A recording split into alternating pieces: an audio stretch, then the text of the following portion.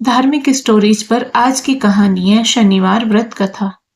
यदि चल रही है शनि की साढ़े साती, तो सुन लीजिए यह व्रत कथा।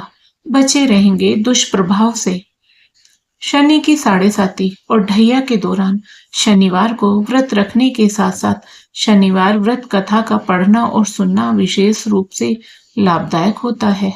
यदि किसी की राशि पर शनि की साढ़े साती और ढैया लगने वाली है, तो आप शनिवार के दिन व्रत अवश्य रखें।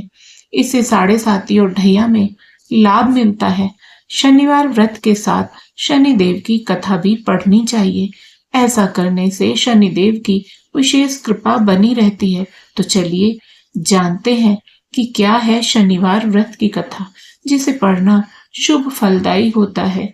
एक बार की बात है, सभी नवग्रहों यथा सूर्य, चंद्र, मंगल, बुध, बृहस्पति, शुक्र, शनि, राहु और केतु में विवाद छिड़ गया कि इनमें से सबसे बड़ा कौन है।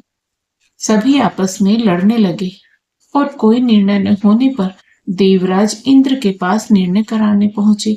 इंद्रदेव घबरा गए और उन्होंने निर्णय करने में अपनी असमर्थता जताई। परंतु उन्होंने कहा कि इस समय पृथ्वी पर राजा विक्रमादित्य हैं, जो कि अति न्यायप्रिय हैं। वे ही इसका निर्णय कर सकते हैं। सभी ग्रह एक साथ राजा विक्रमादित्य के पास पहुंचे और अपना विवाद बताया। साथ ही निर्णय के लिए कहा। राजा विक्रमादित्य इस समस्या से चिंतित थे, क्योंकि वे जानते थे कि जिस किसी को भी छोटा बताया वही क्रोधित हो उठेगा। तब राजा को एक उपाय सूझा। उन्होंने स्वर्ण, रजत, कांस्य, पीतल, सीसा, रांगा, जस्ता, अभ्रक और लोह से 9 सिंहासन बनवाए और उन्हें इसी क्रम से रख दिया। फिर उन सबसे निवेदन किया कि आप सभी अपने अपने सिंहासन पर स्थान ग्रहण करें। जो भी अंतिम सिंहासन पर बैठेगा वही सबसे छोटा होगा। इसके अनुसार लोह सिंहासन सबसे बाद में होने के कारण शनिदेव सबसे बाद में बैठे, तो वही सबसे छोटे कहलाए। शनिदेव को लगा कि राजा ने ऐसा जानकर किया है और वह गुस्से में राजा से बोले, राजा, तू मुझे नहीं जानता। सूर्य एक राशि में 1 महीना, चंद्रमा 2.25 महीना 2 दिन, मंगल 1.5 महीना, बृहस्पति 13 महीने, वह बुध और शुक्र 1-1 महीने विचरण करते हैं। परंतु मैं 2.5 से 7.5 साल तक रहता हूँ। बड़े बड़ों का मैंने विनाश किया है। श्री राम की साढ़े साती आई तो उन्हें वनवास हो गया। रावण की आई तो उसकी लंका को वानरों की सेना से हारना ही पड़ा। अब तुम सावधान रहना। ऐसा कहकर कुपित होते हुए शनिदेव वहां से चले गए। अन्य देवता खुशी खुशी चले गए। कुछ समय बाद राजा की साढ़े साती आई।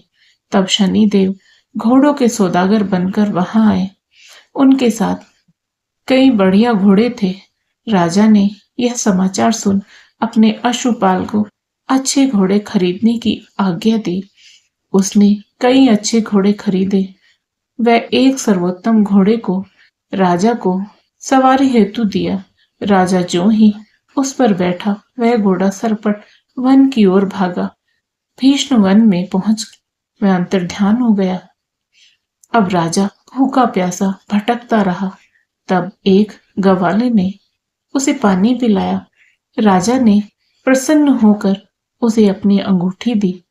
वह अंगूठी देकर राजा नगर को चल दिया और वहां अपना नाम उज्जैन निवासी वीका बताया। वहां एक सेठ की दुकान में उसने जल इत्यादि पिया और कुछ देर आराम किया। भाग्यवश उस दिन सेठ की खूब बिक्री हुई। सेठ उसे खाना इत्यादि कराने खुश होकर अपने साथ घर ले गया। वहां उसने एक खूंटी पर देखा कि एक हार टंगा है, जिसे खूंटी निगल रही है। थोड़ी देर में पूरा हार गायब था। तब सेठ ने आने पर देखा कि हार गायब है। सेठ ने समझा कि वीका ने ही उसे चुराया है, उसने वीका को कोतवाल के पास पकड़वा दिया। फिर उस नगर के राजा ने भी वीका को चोर समझकर उसके हाथ पैर कटवा दिए और नगर के बाहर फेंकवा दिया। वहां से एक तेली निकल रहा था जिसे दया आई और उसने वीका को अपनी गाड़ी में बैठाया। वह अपनी जीभ से बैलों को हाँकने लगा। उस समय राजा की शनि दशा समाप्त हो गई। वर्षा ऋतु आने पर राजा मल्हार गाने लगा।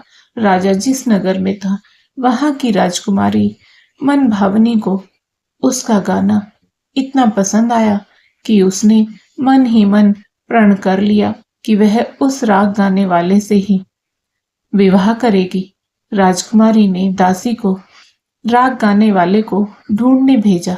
दासी ने बताया कि वह एक चौरंगिया अपाहिज है, परंतु राजकुमारी न मानी। अगले ही दिन से उठते ही वह अनशन पर बैठ गई कि विवाह करेगी तो उसी से ही करेगी।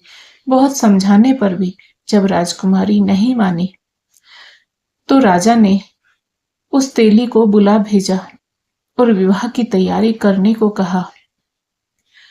फिर उसका विवाह राजकुमारी से हो गया। तब एक दिन सोते हुए स्वप्न में शनि देव ने राजा से कहा, राजन, देखा तुमने मुझे छोटा बताकर कितना दुख झेला है। तब राजा ने उनसे क्षमा मांगी और प्रार्थना करते हुए कहा कि हे शनिदेव, जैसा दुख मुझे दिया है किसी और को ना दे। शनिदेव मान गए और कहा कि जो मेरी कथा और व्रत कहेगा उसे मेरी दशा में कोई दुख नहीं होगा।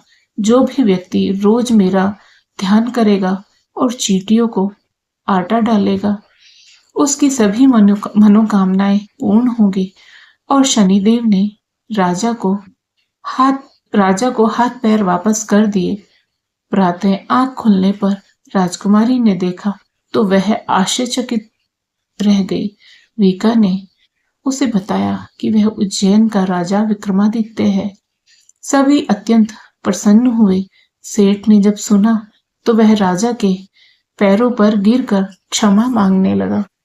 राजा ने कहा कि वह तो शनिदेव का क्रोध था, इसमें किसी का कोई दोष नहीं। सेठ ने फिर भी निवेदन किया कि मुझे शांति तब ही मिलेगी जब आप मेरे घर चलकर भोजन करेंगे। सेठ ने अपने घर नाना प्रकार के व्यंजनों से राजा का सत्कार किया। साथ ही सबने देखा कि जो खूंटी हार निगल गई थी वही अब उसे उगल रही थी। सेठ ने अनेक मोहरे देकर राजा का धन्यवाद किया। सेठ ने राजा से अपनी कन्या श्री कवरी से विवाह करने का निवेदन किया। राजा ने सहस्र स्वीकार कर लिया। कुछ समय बाद राजा अपनी दोनों रानियों मनभावनी और श्री कवरी को सभी उपहार सहित लेकर उज्जैन नगरी को चले गए। वहां राजा के राज्यवासियों ने सीमा पर खूब आदर सत्कार किया। सारे नगर में दीपमाला बनाई गई। राजा ने घोषणा की कि मैंने शनिदेव को सबसे छोटा बताया था, जबकि असल में वही सर्वोपरि है। तब से सारे राज्य में शनिदेव की पूजा और कथा नियमित होने लगी। सारी प्रजा खुशी और आनंद के साथ जीवन बिताने लगी। जो भी कोई शनिदेव की इस कथा को सुनता या पढ़ता है उसके सारे दुख दूर हो जाते हैं। व्रत के दिन इस कथा को अवश्य पढ़ना चाहिए। प्यारे भक्तों, यदि आपको आज की कथा पसंद आई हो तो वीडियो को लाइक करें, शेयर करें और साथ ही हमारे चैनल को सब्सक्राइब करें। बेल आइकन को प्रेस करके ऑल बटन पर क्लिक करें। राधे राधे प्यारे भक्तों।